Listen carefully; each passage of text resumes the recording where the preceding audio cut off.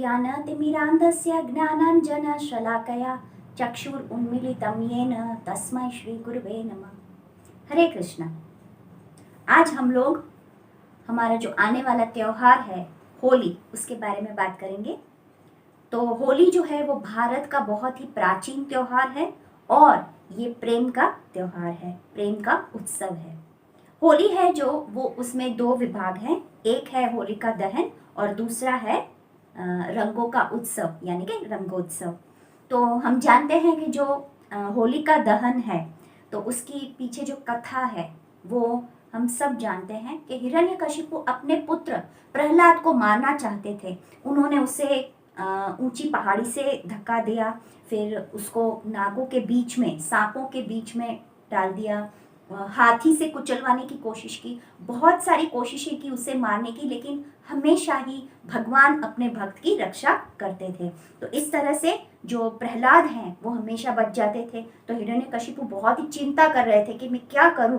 उसी वक्त उनकी बहन जो है होलिका वो वहां पे आती है और अपने भाई को चिंतित देख के उनसे पूछती हैं कि क्या हुआ। जब हिरण्यकशिपु उन्हें बताते हैं तब वो कहती है बस इतनी सी बात। तो आप एक काम करें, आप है ना प्रहलाद को मेरी गोद में बिठा देना, और क्योंकि मुझे ब्रह्मा जी का वरदान मिला हुआ है कि मैं जलूंगी नहीं, तो आप नीचे से आग लगा देना और मैं प्रहलाद को लेके बैठूंगी, प्रहलाद जल जाएगा और मैं बच जाऊंगी। तो इस तरह से हिरण्यकशिपु ने वैसा ही किया जैसे उनकी बहन ने कहा, और होलिका ने, जो उनकी बहन थी, उन्होंने प्रहलाद को अपने गोद में बिठाया और नीचे से उन्होंने आग लगाई। लेकिन हुआ ये कि भगवान की कृपा से प्रहलाद बच गए, उन्हें इतनी सी भी चोट नहीं आई और होलिका जो है वो जलकर भस्म हो गई, यानी कि होलिका दहन। और उस दिन से हम लोग आज तक होलिका दहन का उत्सव मनाते हैं।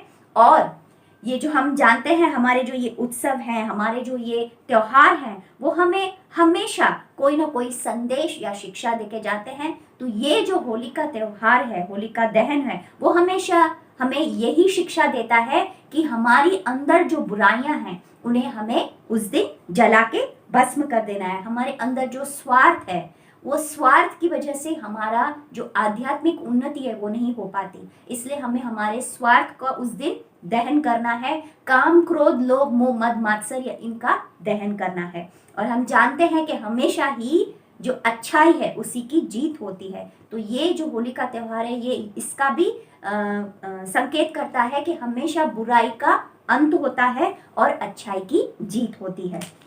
तो इस तरह से जो होली का त्योहार है वो हमें बताता है कि हमें अपने अंदर की बुराइयां हैं उनका उस दिन दहन करना है। और हमें ऐसी भी प्रार्थना करनी है भगवान से कि इस उत्सव पर हम स्वार्थ त्याग दें और सबके हित के लिए कुछ न कुछ कार्य करें।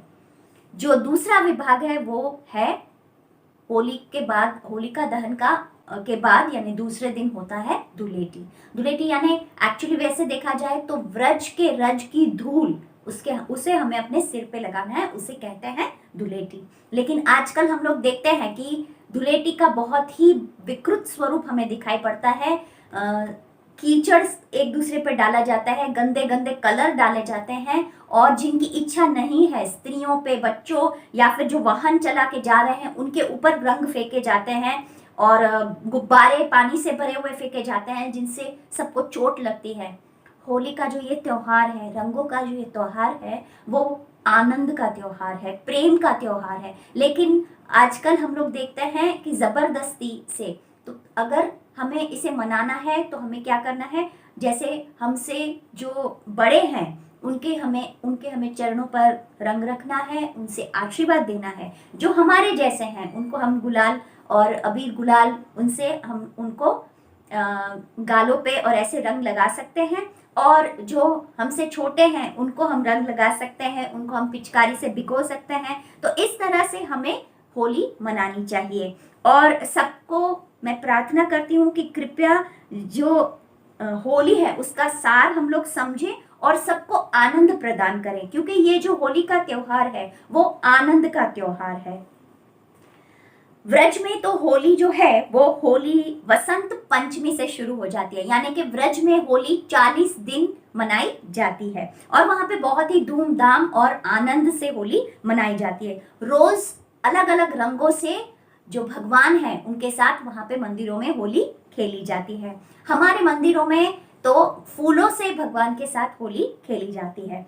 तो इस तरह से जो वसंत पंचमी से शुरू होती है 40 दिन की ये होली, उनमें अलग अलग सब होली होती है अलग अलग रंगों से। और होली का जो उत्सव है वो सबसे पहले बरसाना धाम से शुरू हुआ ये कि उस दिन व्रज से एक ब्राह्मण जो पांडे, जिनका नाम पांडे था, वो पीली पोखर आए और उन्होंने आके राधा रानी और उनकी जो सखियां थी, जो गोपियां हैं, उनको आके कहा कि कल श्री कृष्ण आएंगे और आपके साथ होली खेलेंगे।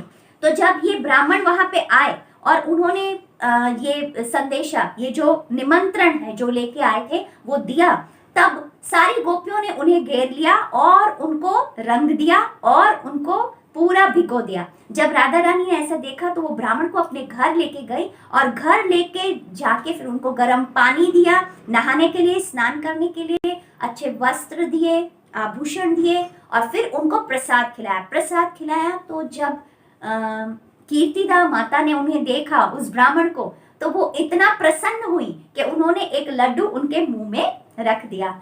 उस दिन से जो अष्टमी का दिन है, यानी कि ये दिन जो अष्टमी का दिन है, वो लड्डू होली ऐसे मनाया जाता है। और आज भी व्रज में जो मंदिर है वहां पे लड्डू का भोग लगता है अष्टमी के दिन, और वहां का जो महाराज या पंडित रहता है वो फिर वो लड्डू सब पे फेंकता है और लड्डू होली वहां पे खेली जाती है। सब लोग लड्डू का प्रसाद अपने घर ले जाते हैं, सब लोग लड्डू का प्रसाद पाते हैं। तो इस तरह से वहां पे आज भी लड्डू होली मनाई जाती है अष्टमी के दिन। दूसरे दिन जो नवमी है वो है रंगीली होली। उस दिन भगवान कृष्ण व्रज से सज धज के तैयार होके आते हैं बरसाना, और आके वहां पे गोपियों के साथ और राधा रानी के साथ होली खेलते हैं। और इस तरह से वो सब संगी साथी मिलजुल कर अच्छे से जो है, पहले तो सूखी होली खेलते हैं, उसके बाद गीली होली खेलते हैं और फिर पिचकारी से कृष्ण और सब सखियां, सब ग्वाल बाल होली खेलते हैं। और इस तरह से जिसे कहेंगे कृष्ण जो हैं वो इतने भाव से सबके साथ होली खेलते हैं, लेकिन फिर भी कृष्ण, हमें पता है, अपने भक्तों के सामने हमेशा हार जाते हैं। और इस तरह से वे क्या करते हैं, सबके लिए तोहफे लाते हैं और सबको जानबूझकर हार जाते हैं और सबको तोहफे देते हैं। तो ये इस तरह से नवमी के दिन जो है वो होती है रंगीली होली। फिर फागुन की दशमी के दिन भी बाल ग्वाल सब तैयार होके आते हैं और होली खेलते हैं। लट्ठा मार होली हमने सुना है, जो अभी पूरे विश्व में विख्यात है, वो होली खेली जाती है। वहां पे सब ग्वाल जो हैं वो खूब होली खेलते हैं और फिर गोपियों के चरणों में अपना सिर रख देते हैं और उनसे आशीर्वाद लेते हैं और फिर प्रसाद पाते हैं। तो नंदगांव से भी सब लोग तैयार होके ग्वाल बाल आते हैं बरसाना। फिर दूसरे दिन बरसाना से सब ग्वाल बाल तैयार होके जाते हैं नंद के गांव और वहां पे जाके होली सब खेलते हैं। फिर एकादशी के दिन होता है रंग भरनी एकादशी। उस दिन भगवान को जो ठाकुर जी हैं उनके साथ होली खेली जाती है। छड़ी मार होली होती है गोकुल में। फिर छोटी बठैन और बड़ी बठैन में भी होली मनाई जाती है। फिर फालिन का जो पांडा होता है वो इतना तप करता है होली से पहले, और फिर जब होली का दहन होता है पूर्णिमा के दिन, तो उस दिन वो उस होली में से निकलता है। तो ये भी सब लोग देखने के लिए आते हैं। और हम जानते हैं कि इस दिन, पूर्णिमा के दिन, हमारा एक बहुत बड़ा त्योहार भी है और वो है गौरचंद प्रभु, यानी कि चैतन्य महाप्रभु का आविर्भाव दिन। उस दिन चैतन्य महाप्रभु हम पे और ज्यादा कृपा करते हैं। चैतन्य महाप्रभु हमें 5 चीजें करने के लिए बोलते हैं और वो 5 चीजें हैं। सबसे पहली कि कृष्ण से प्रेम करें जो वृंदावन में है। दूसरा, अगर किसी धाम से प्रेम करना है तो वो वृंदावन धाम से प्रेम करें। तीसरा, अगर किसी पुस्तक से प्रेम करना है तो वो भागवतम से करें। चौथा, अगर किसके तरह प्रेम करना है वो, तो एग्जाम्पल अगर, तो गोपियों की तरह हमें सीखना है भगवान को प्रेम करना, सेल्फलेस लव जो कहते हैं वो। और पांचवा कि हमारा जो जीवन का लक्ष्य है वो होना चाहिए कृष्ण प्रेम। तो इस तरह से ये 5 चीजें हमें चैतन्य महाप्रभु कहते हैं कि ये 5 चीजें आपको करनी है। सबसे पहले श्री कृष्ण जो वृंदावन में है उनसे प्रेम, दूसरा वृंदावन धाम से प्रेम, तीसरा जो किताब है भागवतम उससे प्रेम, चौथा गोपियों से प्रेम, वो किस तरह से भगवान से प्रेम करती हैं वो हमें सीखना है, और पांचवा हमारा जो लक्ष्य है, हमारा जो गोल है वो होना चाहिए कृष्ण प्रेम। तो इस तरह से हमें गौर पूर्णिमा के दिन प्रार्थना करनी है गौर चंद्र से कि आप हम पे कृपा करें, जो आपने ये 5 चीजें कही हैं वो हम कर सकें। तो इस तरह से हमें प्रार्थना करनी है। जय जय श्री चैतन्य जय नित्यानंद, जय अद्वैत चंद्र जय गौर भक्त वृंद, गौरांग करुणा करो आमी दीनहीन जाने, मोसम पतित प्रभु